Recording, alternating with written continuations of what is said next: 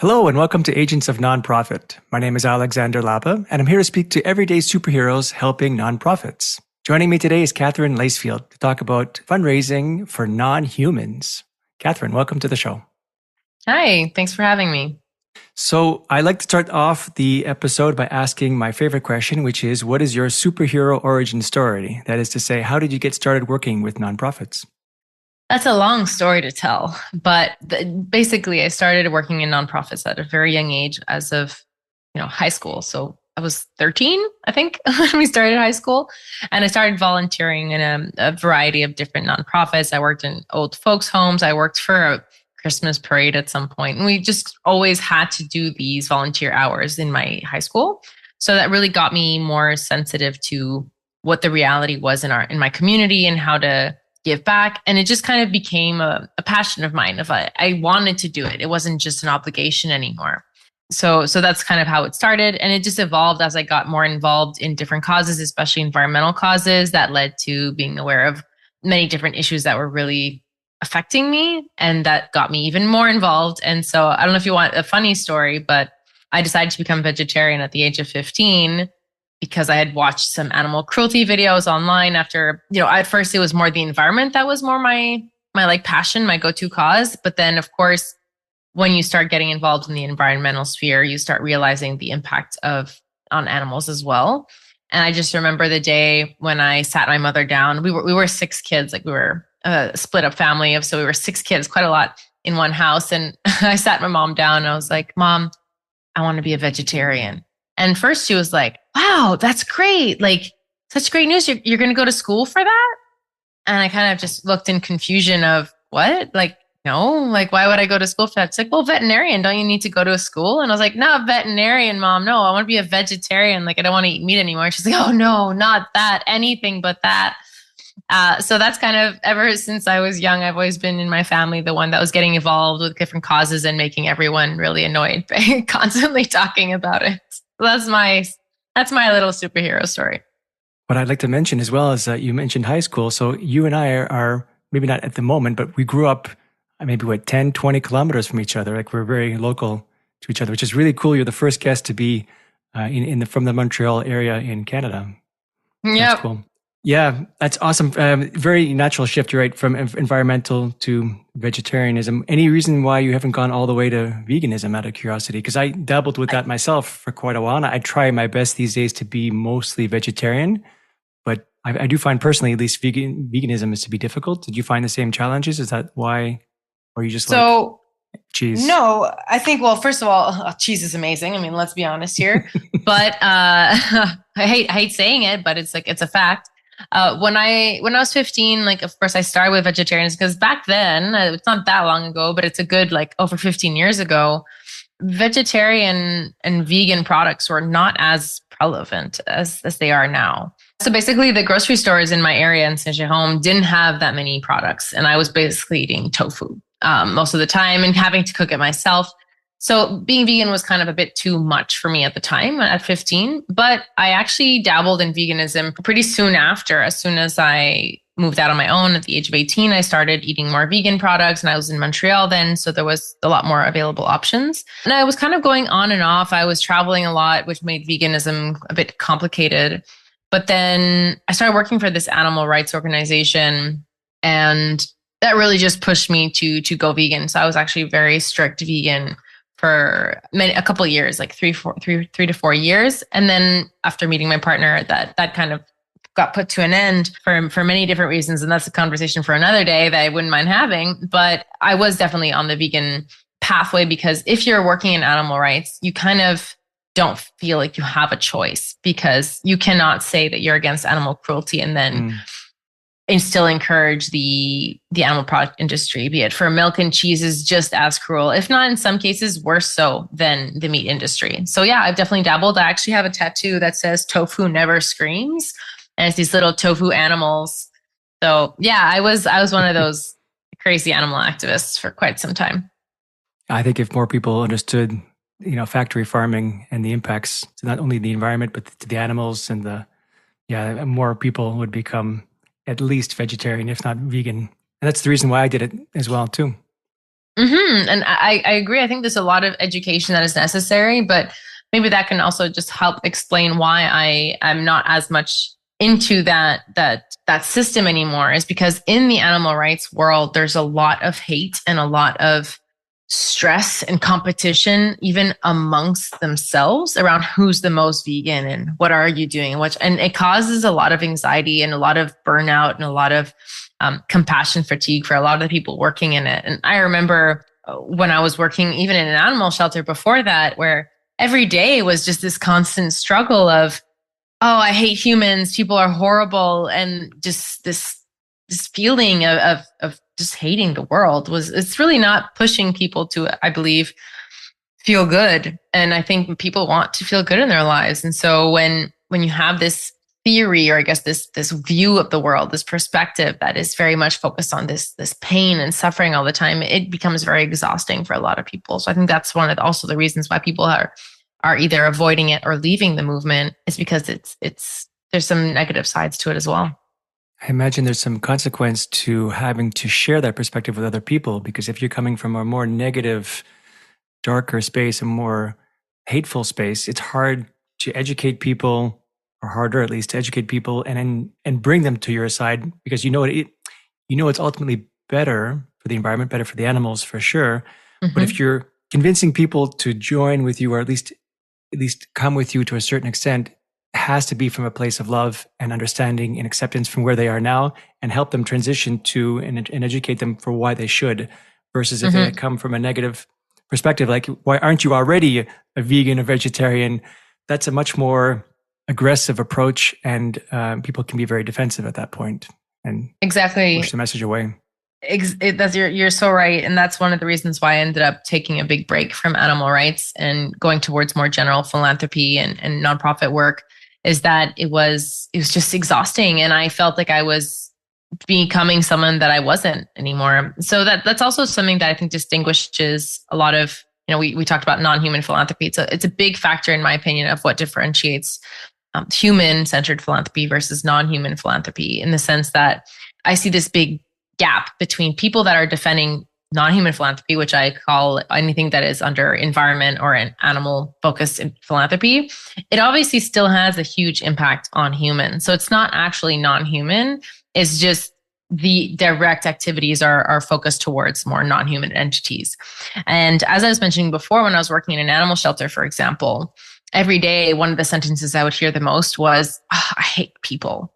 I hate humans. Humans are so horrible. And because I get it, I would be faced with animals, and like, I don't even want to describe the situations they were in the states. And I was like, how could someone let this animal get to this state? Like, how could they do it? And it came from a place, now that I look back on it, it came from a place of a lack of compassion for the person as well, of understanding, and a lack of taking the time to try to understand the other. And I think that's something that creates this gap between the people that quote unquote care about animals. They end up pushing away a lot of people that are maybe in situations that they also need help. They're not necessarily doing it because they're all psychopaths. They're doing certain situations because they don't have the money, or they don't have the funds, or they don't have the education, and they didn't have the privilege that a lot of us did to understand how to take care of a pet, or how to take, how to avoid neglect. And it's not often coming from actual cruelty and desire to cause pain. And so that's where, by working in this space for so long, at first it was very frustrating. It made me very angry. And that ended up pushing away a lot of people. A lot of my friends and family were like, oh, you're too intense and you're scaring people away. And that wasn't the point. The point was to get people to learn. And like, my brother and my sister are the ones that are also now vegetarian for the most part. And I know that I've had a positive influence on a lot of people. And I believe it's when I became more excited about it and I was passionate about it. And people were like, wow, this person is so excited about this. Like, I want to be in on that too. So I would bring like vegan dishes to Christmas and be like, can you believe that's vegan? They're like, no, this is amazing. And so I really shifted my thinking from being one of judgment, of judging other people for, oh, how dare you? Like you said before, like, how dare you not be vegetarian? Like, how could you? I'm just trying to understand, like, hey, like, have you ever thought about it? And let's have a discussion and just be more open about it.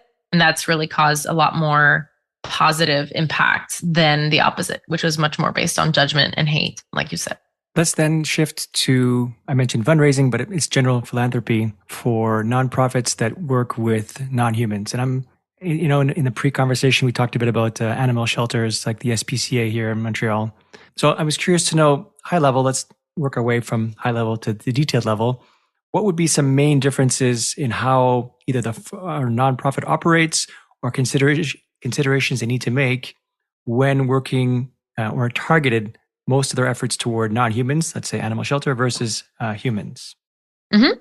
Well, there's a big issue, especially in Canada, in our definition of what is considered charitable. So up until very recently, up until 2018, the law would be very much against any organization that was lobbying for political change. So anything that was very considered political activities, so lobbying, advocacy, you weren't allowed spending more than 10% of your budget on those kinds of activities. So let's say a shelter was trying to push for sterilization policies or anti-cruelty policies, especially in Quebec, which had the worst, the lowest cruelty laws back in the day.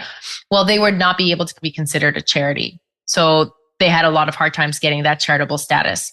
Also, in the definition of what is considered charitable in those 4 categories that we have in Canada, protecting animals in and of itself is not considered charitable. So those 2 issues made it so that organizations like the SPCA or smaller shelters or any animal rights organizations, they had a harder time getting their charitable status.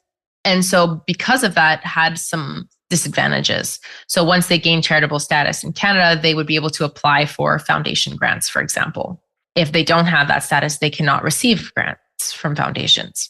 The second one is that they can't give out tax receipts if they don't get that charitable status, which can be a huge, in reality, a lot of people don't consider that as the number one motivation to give. However, if you're thinking of major gifts, if someone's going to give you a $20,000 donation, you better believe that they're going to probably want that tax receipt.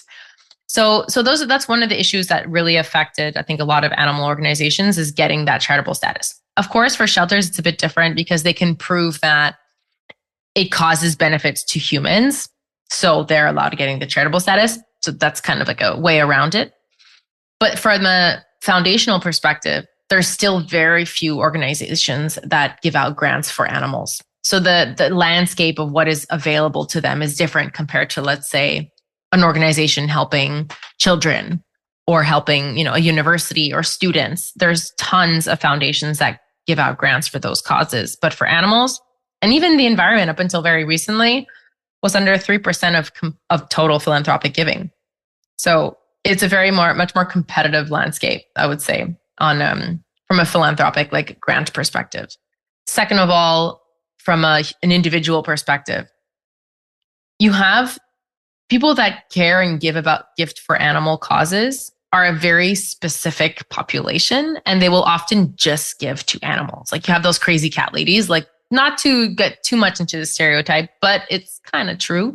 People that are animal lovers and that are passionate about animals will probably dedicate most of their philanthropic giving to animals, but there's still a small percentage of the population that will do so.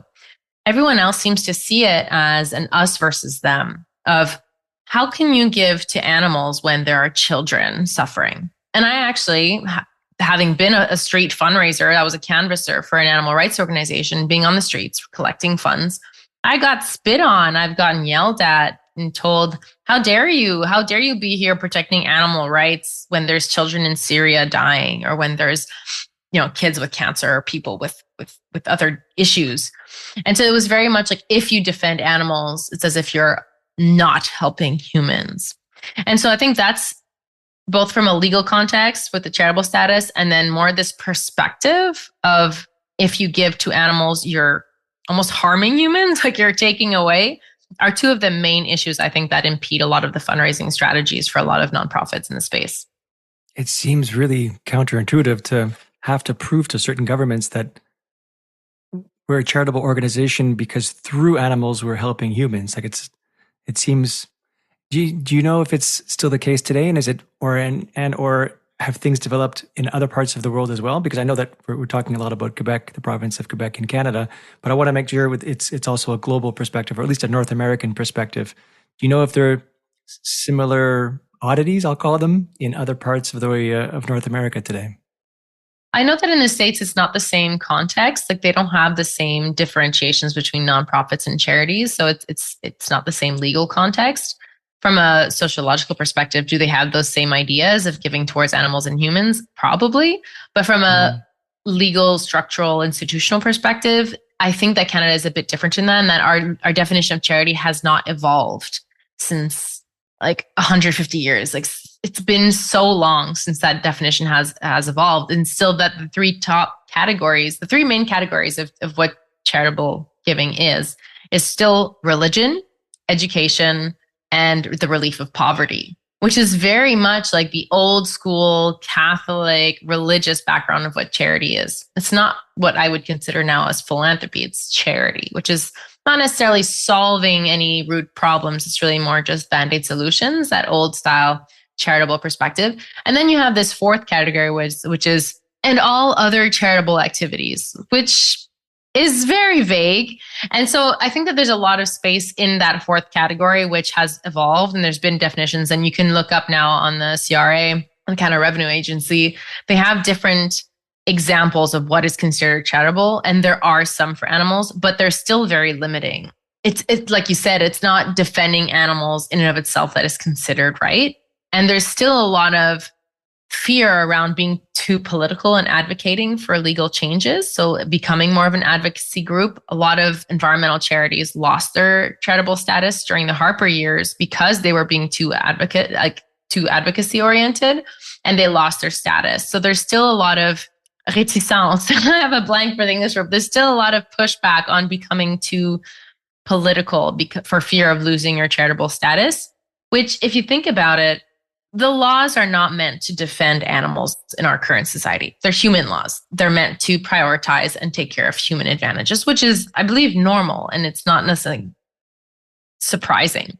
However, as an animal or even an environmental charity, you have to be creating the laws to allow you to defend them. Because actually defending laws is considered charitable. So if there was, let's say, an anti-cruelty law, and an organization existed to promote it and educate and to make sure that it was enforced, that would be considered charitable. But if the laws don't exist, then how are you supposed to enforce them? And so that's where there's a lot of issues of kind of like the chicken or the egg of like, well, we need to start somewhere. And so now since 2018, since the law has changed, and now you can do more political activities as long as they fit within your cause and they're nonpartisan, I think that's going to change. And I think that there's hopefully going to be more evolution around what we can fund in the animal space. That us versus them perspective makes me snicker, because you could say that about everything. Like, I get it that they can start an argument with that, saying if you're not helping humans, or you shouldn't be helping animals because humans need help. But even within humans, you could say that at multiple levels. Like, if we're helping Africans, how come we're not helping the people here locally? If we're not helping the people who are this, you can, I mean, there's layers that you can go on. There's an onion that never ends. So it's a really poor argument in my mind. And I know I've read statistics, and I know it's more human focused, but when the lowest level of person is supported, is helped, who can achieve many things, like it comes down to the weakest link. When your weakest link is strong, then society in general benefits. If we can get everybody in India, for example, with education, with access to internet, fresh water, all that stuff, then the world becomes a better place. If there are areas of the world where women are suppressed and they have the benefits that should be awarded to them, then as a species, as a human species, and even plants and animals, we all benefit as a result of that. So, I think that all comes down to the fact that we live in a very disconnected world where we see things as all separate individual things. And yet we're part of a system. Humans are only part of an ecosystem as much as a plant is or an animal is. And yet we see this thing of where here's humans, and oh, look, over there is nature. And it's like, no. Even if this is a concrete jungle, we're still part of nature to a certain degree, and we have to stop separating ourselves so much from that. And I think that's where a lot of people don't realize. And just like you say, if animals are probably one of the weaker the lower, small, weakest links, if you could say, in our society, in the sense that they don't have a voice. I think plants are even lower to that because we don't even consider them alive. And so we can just kill them without any qualms. But I do agree that there has been a lot of connections made from a philosophical perspective around how we treat animals and how we treat even other human beings, and how there are animals that are being more better treated than other humans in other parts of the world. And so it really makes me laugh how people make that connection. I mean, don't make that connection of, well, if the planet is messed up and if the planet goes to hell, I hope you know that humans are going to hell too. And our entire society was actually built up thanks to animal exploitation and animal support. If you look back, that first domestication of the dog, of the wolf that became a dog, they have been our companion for how many thousands of years? We've been living, co-living with animals for so long that they're part of our society. They're part of our DNA as much as we don't want to think about it, maybe in that sense, because we want to stay in this no, they're not the same. They don't feel the same things as us. Anyone who's ever had a dog will probably say the opposite, because animals are much more sentient than we give them credit for, and much more intelligent than we give them credit for. And people know, I think they just don't want to face that reality, because then they'd have to change their behaviors. And that's something that a lot of people have a hard time with. Yeah, I totally agree on that one. And it's interesting how it was a comedian that said this, depending on the cuteness level of the animal, the more we care. The more cute the animal is, the otter, the cat, the dog, we care of them. But the more ugly or odd, let's say, the animal is, we care less. It's a really weird spectrum. Well, you can see that even in, let's say, biodiversity loss, or when you're talking about like species that are about to go extinct. Like, people care about the megafauna, the polar bear, the koala, the panda, like the cute little baby tiger. That's what we want to protect. If I tell you that, oh, there's this creepy frog that is, about to go extinct in the forest, and it's going to have a huge impact on the ecosystem. Like, okay, maybe frogs are kind of cute, but like, let's say a salamander or like a bug, any insect, people don't care because they can't relate to it. Our feelings of connection come with animals that we can relate to. And I think that is natural, as much as parents, our babies are cute so that we are forced to take care of them. I think there's also this biological instinct that comes into play here. Thank God babies are cute. And that's why when you domesticate animals, they become more like puppies. So if you look at dogs, they're actually just puppy wolves that just never grow up, so that we keep on having that desire to take care of them. Actually, I have a pug, and I look at him, I'm like, you never would have survived out in the wild. Like, you'd be dead. Like, you wouldn't exist. You cannot exist as a dog. Like, can't breathe. Like, you bring him outside and he's just like dying in 2 seconds. I'm like, oh my God, thank God you're cute, kind of.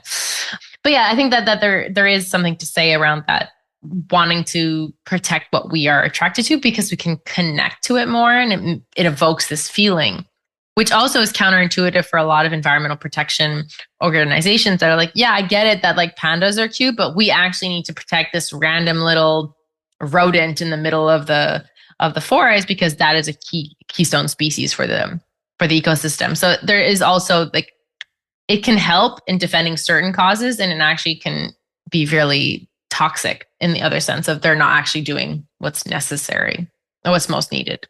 You keep on giving me awesome threads to pull on in this conversation. And I don't know if we'll keep this part, but I'll just mention it anyway, and we'll decide later. Have you ever heard, do you know the comedian George Carlin? It rings a bell. So he's a comedian. He died several years ago, and a little dark humor, but just brilliant on stage, stand up. And one of his pitches was about saying, and I'm never going to do it justice because you really need to watch it for yourself.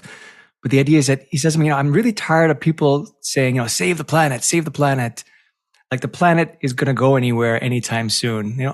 All these catastrophes, all these things we're doing to the planet's going to shake us off like a bad cold. Like, the planet's not going to go anywhere. We're the ones that are going to, and it's that whole framing of how he said it. And of course, the tone and the pausing and the comedic element to it. Absolutely brilliant. So but we do keep this portion into the into the recording. I recommend, dear listener, of checking out George Carlin and the Save the Planet skit. But let's get back to our topic of fundraising and donating and Fundraising. philanthropy. I'm curious to know, because we did talk about also pre-show, how donors, volunteers how they interact differently with a nonprofit that focuses at least on animal shelters, and the relationships between them, and how you convert donors to volunteers and vice versa. If you could paint us a picture of what that kind of looks like normally or typically with a animal shelter. In an animal shelter, the difference is also, for example, in an opposite situation where, let's say, a hospital where parents have their kids that are sick, they'll want to become donors of the hospital that saved them. But with animals, it's not the same in a shelter, because a lot of people, they're not going there to help their own animals. They're going there to leave their animals.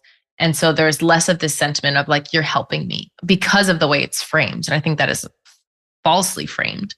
And I'll give an example of how there's a lack of philanthropic culture in a lot of nonprofits. And this is not just specific to animal shelters, where the fundraising department takes care of fundraising. The volunteers take care of volunteers. The volunteer department takes care of volunteers with human resources. And then the staff on the floor, they'll take care of the operations. And there's not a connection between the three. When I was working at the Montreal SPCA I worked there for about 5 years during my university degree, I did all the departments. I went from working the foster care department to cleaning those delicious kennels in the morning to working reception and getting the animals that were coming in. I did all of it. And I started noticing a pattern. First of all, everyone hated humans, which was, great. But then, being the social butterfly that I am and being very social, I started just taking the time to listen more and just be more curious.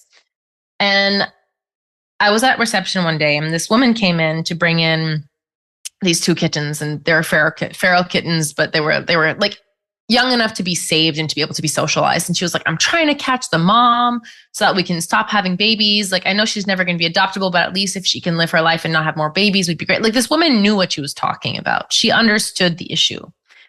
And so for stray animals, usually when people bring them in, the fees are covered by the city. So the person bringing it in doesn't have to pay anything. But I decided, you know what? This woman seems to care. So I just asked, well, would you like to make a donation today to support us taking care of these kittens? And she was like, yeah, sure. And she gave us a $250 donation. And that's not nothing. And for a one-time donation for our first time, that is a big gift that I didn't have to work for. And unfortunately, nobody else, I think, ever asked those kinds of questions to people bringing them in. They just assumed that's not my job. And these people are bringing in animals. They kind of automatically think that they're like, not necessarily bad people, but that they're not potential donors. So I think that there's this lack of education around that. And I don't see that as being specific to animal shelters, but I saw that very much of the people working there cared about animals. And so they didn't really relate very well with the people that they were interacting with. And for the volunteers, once again, it's a lot of emotionally draining. It's a very emotionally draining context to work in an animal shelter, where you're coming in, walking the dogs, let's say, every day or every week, and you get attached to them. And there was some volunteers that had this very unhealthy vision of it. They were like too extreme, and they weren't understanding the risks that they were taking, for example, with certain aggressive dogs or with cats that were sick, and that if we kept them, then we would, infect the whole shelter. And so sometimes there was also the safety issue of working with volunteers and animals, that they become very emotionally involved, and it created a big difficulty of doing that. So there's definitely specific issues. I mean, I'm sure it's the same with a lot of human causes as well. That's something I noticed per se, of knowing the difference. The end is that you might be actually having to euthanize an animal. Because I love talking about technology and nonprofits, I'm curious to know if there's any tech differences between nonprofits that deal with non-humans and versus humans, in terms of, your CRM or your marketing tools, or any other tech that you can think of that would be different. Definitely. So, and I know we've shared this story of when I was at the Montreal SPCA, and I think when you had adopted your dog there as well, we were still working with a paper system. Brilliant idea. So it was a very, let's just say, messy situation where every animal had its own paper file, and obviously they would get lost, and it was just hell in a haystack. It was really ridiculous. And one of the big challenges when we started doing the transition towards an electronic, like an online CRM, is that not only are you managing all your volunteers, your humans, like your humans, your volunteers, your employees, all of these people need to have their own accesses. They need to do it. But then you also have to incorporate the animal component. So you have to have animal profiles for that have different components, different information. So it's definitely a more complex system. And you have kind of the managing of the shelter, and then you have the management of, let's say, your fundraising. And they might not be compatible or not have the same data. And so a lot of times, from my understanding, is that people will use different CRMs. They'll use one to like manage their shelter, and then they'll use one to do their fundraising, because it'll have different types of users, different types of profiles. And so it creates this separation. And one of the biggest downsides, I believe, to doing that is that you're not taking advantage of the fact that people that are adopting animals are going to most likely be your top prospects to volunteer, to donate, to become maybe even a long-term like major giver or major gift, or even, who knows, they might give you money in their will, but you have to keep in contact with them. And so by separating those two CRMs, of one that is focused more on managing the shelter components of the adopter profiles, et cetera, and then the other one that is a donor database, you're really missing out on a lot of opportunities to build those connections. So I would say that is one of the main technological challenges. A lot of animal shelters and animal organizations, that anything that would probably manage that human animal relationship component, it adds a level of complexity for sure. That's a very common challenge, even with human nonprofits, the silos and not sharing information, when, especially in your case, because it's maybe more of a niche industry where people who care about animals care maybe more deeply than some other, maybe not more deeply, maybe that's a bad characterization, but at least some of them are very passionate. I'm thinking about that crazy cat lady you mentioned earlier. Oh God. The people who are, when you're in it, you're really in it. Like you're really part of the movement. So yeah, being able to shift people who adopt, people who leave animals there, people who volunteer. I did volunteering actually at a dog walking, where I was volunteering to do dog walking in San Francisco. And had they asked me at the time to donate, I would have, because I'm already invested in the well-being of these animals. But of course, no one did, sadly. And that's such a recurring issue of even some of the clients I work with. I'm like, well, do the members of your board donate? And they're like, well, they're already donating their time. I'm like, yeah, but they care so much. They're an amazing prospect of just asking. Even it doesn't have to be $1 million, but have you even asked them, or have you asked your volunteers to donate, or have you asked your donors to volunteer? Like, it's not because they're doing one that it means that they will not be open to the other. A lot of people have these strange ideas around generosity, as if like there's a limit to your own generosity, when in fact I feel people that are generous are going to be more generous. So when I was working in street fundraising, like I mentioned before, people would say, oh, well, they were already donating to another cause. And I'm like, okay, so then they know how it works, and so they're comfortable with giving monthly. So they're much less likely to say no, because they see that it's not a big deal. And that a lot of my people that I was training would be like, oh, I never thought of it that way. And I was like, yeah, I know. That's why I'm here to train you. But it was this weird vision of that generosity has a limit, and that we can't surpass it, and that you can't ask too much of people. It's like, well, if they're not going to do it, they'll just say no. But if you don't ask, you'll never know. And I think that's a major issue in a lot of organizations, not just animal ones. But yeah, people that care about animals, I think, like you say, are a bit intense sometimes. And so they're probably great prospects to ask to be like, hey, well, do you also want to make a yearly donation of, even if it's just like $20? Like, why not? Just ask them. It's the worst that's going to happen. I love the phrase from Wayne Gretzky, our famous Canadian hockey player, that said, you miss 100% of the shots you don't take. Mm-hmm. So you need to ask to receive sometimes. There's no harm. And the worst they could say is no. Yeah. And is it really that bad?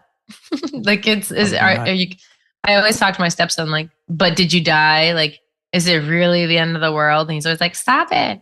But it's true. Like it's not. And I do the same. You know, we're always scared of these things. But then when you think about it, like, okay, but what's the worst that's going to happen?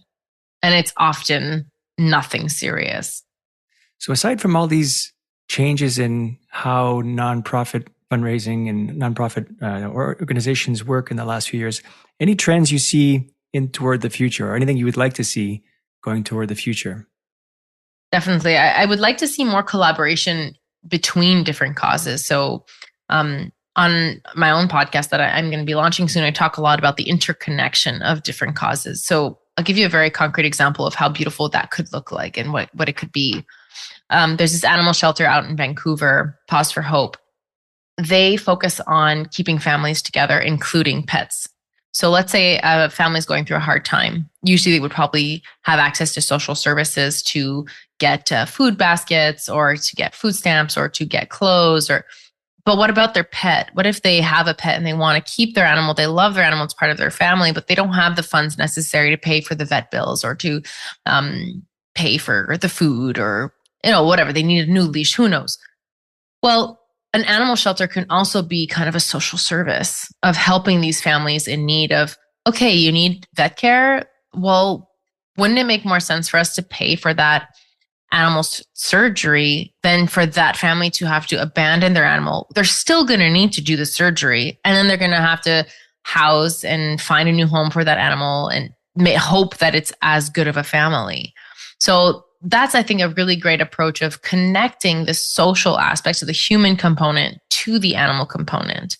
And I think if we have more of those collaborations, we're going to be able to see an opening in funding opportunities as well. So this animal shelter is not just helping animals anymore. They're also helping the humans behind them. And so then that opens up the door of that opportunity they were talking about before around grant funding. There's not as many for animals. Well, this would open up funding opportunities for projects that kind of see that connection between the two. There's so many examples that I have of this one in Hawaii that my friend was telling me about that he worked on, where the animal shelter's foster program partnered up with a child foster program where the children tend to feel alone, they feel abandoned, and they don't have this connection with their foster parents. And so then what if they also were fostering an animal at the same time? And that creates a connection between the foster child living this, like taking care of a foster animal until living the same situation as the foster parents. And then it allows them to kind of see the world from a different perspective and also build a connection with another being that is going through the same thing as them so that they're not alone. When I hear about stories like that, like I just got the chills. Like it makes my heart, like as cheesy as it sounds, just that is what we're here to do. It's to make those connections. It's not about, okay, screw the humans, we're going to take care about animals or vice versa. It's about finding the connections between those causes of how we can help each other out. The elderly who are isolated, who want that emotional support. Let's bring in some foster kittens or some foster cats that they can just pet for a couple hours or take care of them and have someone watch over them. There's so many opportunities to build bridges between different causes that I think that's what should and will be happening in the years to come. That's a lovely story with the foster child and foster pet. I know. Never heard of that before, and that's really it's beautiful. touching. Yeah. I hope it gets more widespread. Yeah. And going back to the elderly as well, I heard stories how some elderly who have arthritis, for example, they forget they have arthritis for a moment to lean over to pet the dog. Mm-hmm. And that's just a wonderful story too. So just to have that connection between animal and human, for a moment. Well, there's even another, just to quickly wrap up, another example of that, of how there's this organization called Mutual Rescue they're in the States. And what they do is they just share stories about how when people are adopting from a shelter, there's not just one life that's being saved. There's often two. I have my own personal story of my father who he's struggled with depression, with different issues.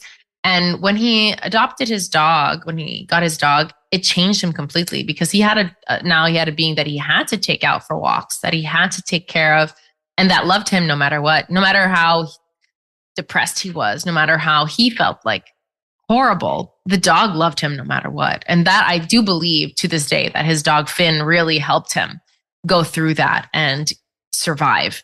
And there's countless stories of where it's not the human that saved the dog, it's the dog that saved the human, or the cat, or the whatever other animal, a rabbit. It could be any animal, that as long as there's that connection, that humans, we bond a lot with animals, and we don't tend to talk about it as much publicly, I think. I mean, we talk about it, we do, but that the animals can also be saving humans. And we don't tend to focus as much on that in the shelters of we're not just here to save animals. We're actually making other families be happy, which could have positive impacts on them as well. So the mutuality of rescue is something that is also, I think, needs to be talked about more. I totally agree. Kat, this has been great. Where can people find more about you online? I'm very much on LinkedIn. It is where I spend most of my time. So Katherine Lacefield on LinkedIn, and I will be launching my podcast soon as well. It's going to be called the Just Because podcast. You can definitely tune in to hear more about this interconnection between different causes as it shows up with animals, environment, and people. So that's the two places that I would recommend. Awesome. Thank you, Kat, for joining me today. No, thank you for having me. It was great. All right, that's it for today. I'm Alexander Lapa, and I hope you join me again in the next Agents of Nonprofit.